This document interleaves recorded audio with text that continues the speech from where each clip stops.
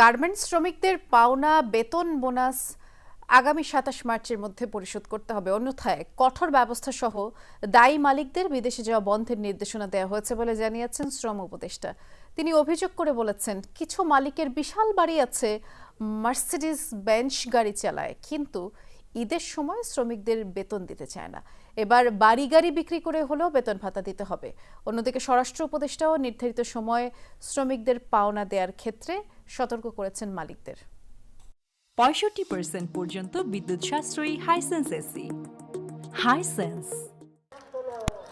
ঈদের বাকি আর মাত্র কয়েকদিন, এখনও কয়েকটি গার্মেন্টস কারখানার শ্রমিকরা পায়নি বেতন বোনাস। সার্বিক বিষয় নিয়ে সচিবালয়ে আইন শৃঙ্খলা সংক্রান্ত উপদেষ্টা কমিটির বৈঠকে আলোচনা হয়। সেখানে ২৭ মার্চের মধ্যে শ্রমিকদের বেতন বোনাস দেওয়ার নির্দেশনা দেওয়া হয়। জানানো হয়, পাওনা পরিশোধ না করলে ১২ গার্মেন্টস মালিক দেশের বাইরে যেতে পারবেন না। ঈদের পূর্বে গার্মেন্টস এবং শিল্প কারখানার শ্রমিকদের বেতন বোনাসটা পরিশোধ করে দিতে হবে, যেটা তাদের ডিউ। শ্রমিকদের পাওনা ২৭ তারিখের মধ্যে যদি না দেয়, তাহলে তাদের বিরুদ্ধে যা করার ওটা আমরা করব। I am not going to listen to anybody. Already decision made.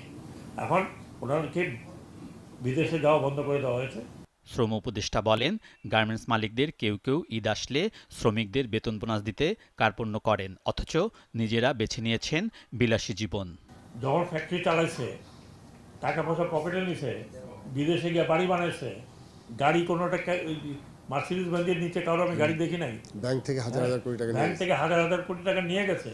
এখন যখন ঈদ আসে তখন তারা দেউলিয়া হয়ে যায়, তারা পয়সা দিতে পারে না।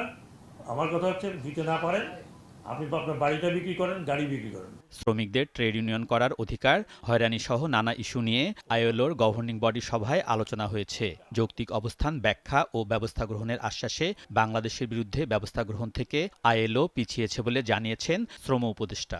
আমাদের ডিসেম্বর পর্যন্ত সময় দিয়েছিল, নাহলে মামলা করবে। সেটাকে তারা নিজেরাই এক্সটেন্ড করেছে up to next year March. আমরা কি করছি, কি করতে যাব, কি করব, অ্যাকর্ডিং টু বিএলএ চেঞ্জ করতে হবে, অন্যান্য ল চেঞ্জ করতে হবে, আমরা এগ্রি করেছি। শ্রম উপদেষ্টা জানান, পাকিস্তান সহ ৫টি দেশ বাংলাদেশের বিরুদ্ধে আইএলওতে অভিযোগ করেছিল। আলোচনা করায় পাকিস্তানি শ্রমিক নেতা অভিযোগ তুলে নেয়ার আশ্বাস দিয়েছেন। তুমি একদিকে ভাই ভাই করো, তারপরে তুমি আমাদের মামলা করলা, তুমি কেন রইলে এটার মধ্যে? আলমগীর স্বপন, যমুনা নিউজ, ঢাকা।